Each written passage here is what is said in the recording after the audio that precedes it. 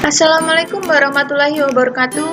Saya Layina atau Alia Maharani dari kelas Filsafat Islam A3 dengan NIM E91219081 akan menjelaskan mengenai Suhrawardi Al-Madkhul.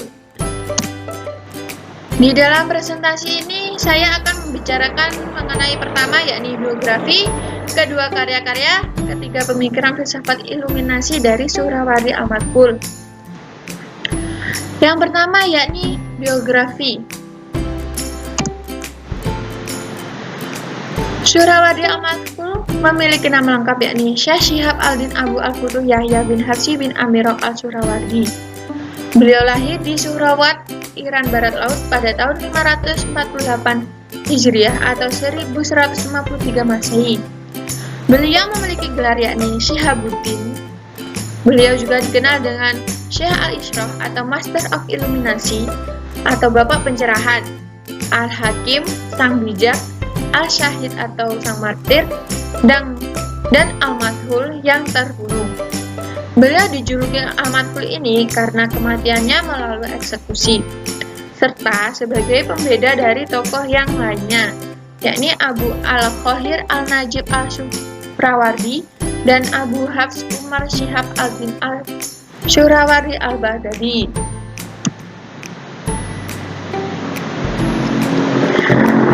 Beliau belajar di Marokoh dan di Isfahan. Beliau menjadi teman kelas dari Fakhruddin Al-Razi. Beliau belajar kepada Majin Kili. Di Isfahan, beliau memperdalam kajian filsafatnya kepada Zahir Al-Din Al-Madani dengan mengkaji kitab Al-Bashir Al-Nasiriyah karangan dari Umar Ibnu Sahlan Al-Sawi. Selain itu, beliau juga mempelajari berbagai cabang ilmu-ilmu Islam lainnya, di antaranya yakni ilmu fikih, tafsir, kalam, mantik, tasawuf, filsafat India, filsafat Yunani, dan filsafat Islam. Beliau juga mengembara ke beberapa negara lainnya, yakni Aleppo, Damaskus, Anatolia, dan Syria, dengan maksud tujuan untuk memperluas ilmu dan wawasan keagamaannya. Beliau melakukan dialog dan berdiskusi dalam masa pengembaraannya, dan juga banyak melakukan perenungan sufi, mujahadah, dan riyadah, di samping melakukan ibadah secara intensif demi ketenangan jiwanya. Yang kedua yakni karya-karya dari Suhrawardi Al-Madkhul. Suhrawardi meninggalkan sekitar 50 judul buku yang ditulis dalam bahasa Arab dan Persia, meliputi berbagai bidang dan ditulis dengan metode yang berbeda-beda. Ke-50 judul buku tersebut secara umum dapat dibagi dalam 5 bagian. Yang pertama yakni buku 4 besar tentang pengajaran dan doktrin yang ditulis dalam bahasa Arab. Kumpulan ini membentuk kelompok yang membahas filsafat peripatetik yang terdiri atas Al-Tawihat, Al-Muqawimat, dan Al-Muharohat. Yang ketiganya berisi pembenaran dari filsafat Aristoteles. Dan buku yang keempat yakni Hikmah Al-Ishrah yang berbicara sekitar konsep iluminasi. Yang kedua yakni risalah-risalah pendek yang masing-masing ditulis dalam bahasa Arab dan Persia.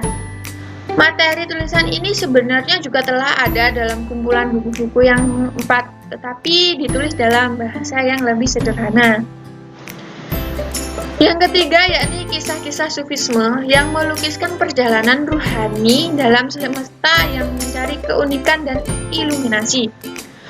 Hampir semua kisah ini ditulis dalam bahasa Persia. Yang keempat yakni wirid-wirid dan doa-doa dalam bahasa Arab. Yang keempat, nukilan-nukilan, terjemah, dan penjelasan terhadap buku filsafat lama, seperti terjemah Risalah Al-Tohir karya Ibnu Sina dalam bahasa Persia, penjelasan Al-Ishrah, serta Risalah Al-Haqiqah Al-Ishhi yang terpusat pada Risalah Fi Al-Ishhi karya Ibnu Sina dan tafsir sejumlah ayat serta hadis Nabi. Yang ketiga yakni pemikiran filsafat iluminasi dari Suhrawardi al-Madkhul. Suhrawardi menetap di Aleppo atas undangan dari Pangeran Al-Malik Al-Zahir karena tertarik dengan pemikiran-pemikiran Suhrawardi serta membangun perspektif filosof besar kedua dalam Islam, yakni aliran iluminasionis yang menjadi tandingan dari aliran peripatetis pendahulu. Persoalan wujud Suhrawardi sendiri secara logis masuk ke dalam diskusi tentang wujud niscaya. Menurut Suhrawardi, segala sesuatu yang mungkin membutuhkan sebab. Materi dan bentuk benda-benda tidaklah niscaya karena benda menggantungkan eksistensi kepada sebuah wujud yang niscaya dalam segala hal. Suhrawardi menyebutkan bahwa penamaan filsafat dengan isyrah atau filsafat yang membawa kepada kebenaran ini menjadi kebenaran puncak dari kebersihan, kejelasan, dan terang. Inti dari filsafat isyrah ini sendiri adalah sifat dan penggambaran dari cahaya. Menurutnya, cahaya tidak bersifat material dan tidak dapat didefinisikan.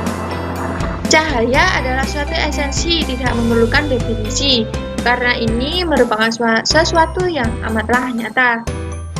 Sifatnya telah nyata dan dirinya sendiri ia ada karena ketiadaan, yakni kegelapan.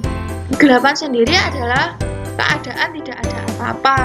Semua realitas terdiri dari tingkatan-tingkatan cahaya dan kegelapan. Menurut Suhrawardi,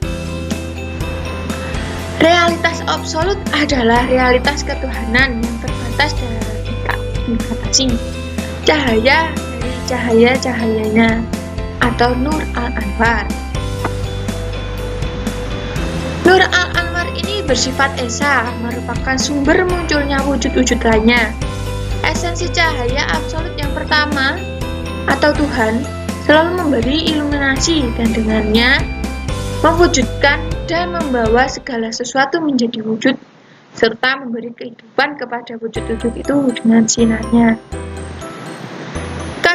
Kata Suhrawardi, segala sesuatu dapat dibagi menjadi dua, yakni pertama cahaya dalam hakikat dirinya dan sesuatu yang bukan cahaya hakikat dirinya, yakni kegelapan atau bukan cahaya. Pemancaran Nur al-Anwar berproses secara emansi dengan ciri dan karakteristik sebagai berikut ini. Yang pertama, yakni cahaya pertama tidak tersusun dari cahaya dan kegelapan. Karena entitas yang tersusun seperti itu tidak mungkin memancar dari realitas yang sama sekali bebas dari kegelapan. Yang kedua, yakni memancar tidak dengan cara seperti terlepasnya sesuatu atau berpindahnya sesuatu daripadanya. Ketiga, cahaya pertama sangat tergantung kepada Nur al-Anwar. Yang keempat, yakni masing-masing cahaya menyaksikan secara langsung Nur al-Anwar dan memperoleh sinarnya. Yang kelima, yakni masing-masing kemudian memantulkan sinarnya yang diterimanya langsung dari Nur al-Anwar kepada cahaya di bawahnya. Dan yang terakhir, yakni hubungan antara nur yang satu dengan yang lainnya digambarkan dengan cara berbeda-beda. Misalnya, hubungan cahaya yang lebih tinggi dengan yang lebih rendah disebut dominasi. Sedangkan hubungan antara cahaya yang lebih rendah dengan yang lebih tinggi disebut dengan cinta atau mahabbah atau kerinduan, atau bisa disebut dengan isyq atau syauqi. Materi yang keempat ini tidak ada di daftar ya. Ini saya menambahkan, yakni wafatnya Suhrawardi al-Madkhul. Suhrawardi dikenal sebagai pemikiran dunia Islam yang tak tertandingi pada masa itu.